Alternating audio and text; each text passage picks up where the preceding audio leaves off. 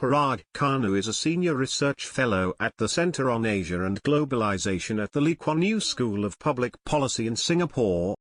The opinions in this article belong to the author. CNN. Much has been made recently of how the policies of the Trump administration clash with the global conventional wisdom, and how these contrast with the new spirit of global leadership emanating from China.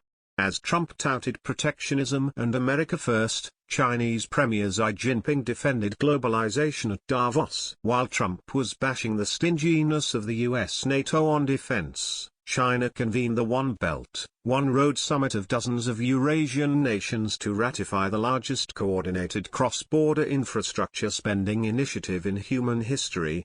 And no sooner had Trump pulled the US out of the Paris Climate Agreement than China and the EU signed a raft of new partnerships around clean energy. With or without Trump, it is undeniable that a deep and broad strain in American society and leadership is skeptical about trade liberalization, multilateralism and binding global norms. Whereas once America was the missionary driver of all three, right now it formally rejects them. This gap between America's preferred approaches and other stakeholders extends very strongly into the geopolitical arena as well. Yet still, America's National Security Advisor H.R. McMaster and UN Ambassador Nikki Haley continue to insist that military options are on the table, including preemptive strikes. Then there is Russia. Germany's liberal FDP party leader Christian Lindner caused a stir last week by stating what was already on most Germans' minds: antagonistic relations with Russia are not in Europe's interest, and reconciling may require accepting its 2014 seizure of Crimea. Indeed, the German government is irate about new US sanctions that are as much about promoting American LNG exports to Europe as they are about punishing Russia.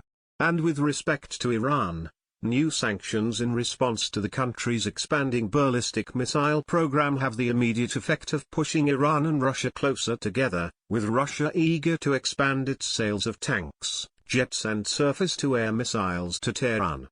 Additionally, of course, not removing sanctions on Iran would only give it greater incentive to accelerate its nuclear program, since its compliance with the Joint Plan of Action will have not been rewarded.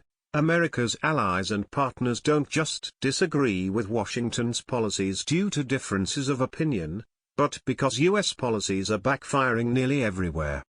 America's abdication of credible global leadership is already resulting in significant shifts in how major domains of global activity are being managed by other powers.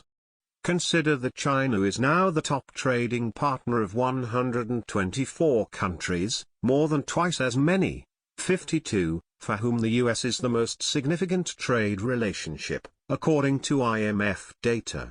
The more than one-decade-long supercycle in which voracious Asian consumption fueled peak commodities prices and enabled Latin America and Africa to notch sustained high growth rates is attributable to Chinese and Indian demand, not America's open markets.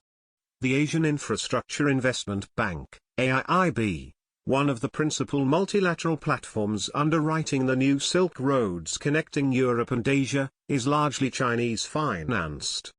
The AIIB is one major example of how Asian countries are aggressively reaching out across the world's major population centers to share their development models and establish partnerships for the long term. With this in mind, leadership needs to be defined as more than the American Navy patrolling the high seas, America's Army boots on the ground in hotspots and American heads of state giving speeches at the Brandenburg Gate. Leadership today is about who provides the infrastructure financing, technical assistance, construction equipment and other essential underpinnings of the modernization most of the world still needs to achieve. Commentators who spend too much time inside the Beltway echo chamber and too little time out in the real world have been missing this irrefutable fact for the better part of the post-Cold War era. But from the financial crisis to the election of Donald Trump, the past decade has delivered the rude awakening needed to spark a reinterpretation of this period. Western democratic liberalism won't win 21st century admirers on the back of 20th century accomplishments unless they continue to bring the large-scale benefits heavily populous emerging markets need. This is, of course, precisely what is no longer happening as America in particular becomes a land of a few haves and many have-nots. No doubt rising powers want to import or steal Silicon Valley technology and creative mindset, but there is precious little else that suits their current needs. And both China and India have long been inspired by Lee Kuan Yew's Singapore, the first world city-state now overseen by the great statesman's technocratic son Lee Hsien Loong. Bear in mind that even the charismatic former U.S. President Barack Obama did not fundamentally enhance America's global standing or reverse its relative decline. Personalities are a transient way to measure power, and Trump proves how they are more likely to do lasting damage than memorable good. Despite Emmanuel Macron's victory in France and Angela Merkel's likely re-election in Germany, the West as a whole lacks any singular figure commanding global admiration or nation beckoning global followership.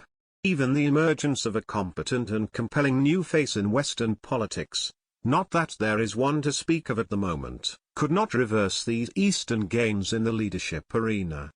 The most powerful force in history is not American empire, but the law of supply and demand in the marketplace for global order. Today already it is the East that delivers what the world needs more than the West.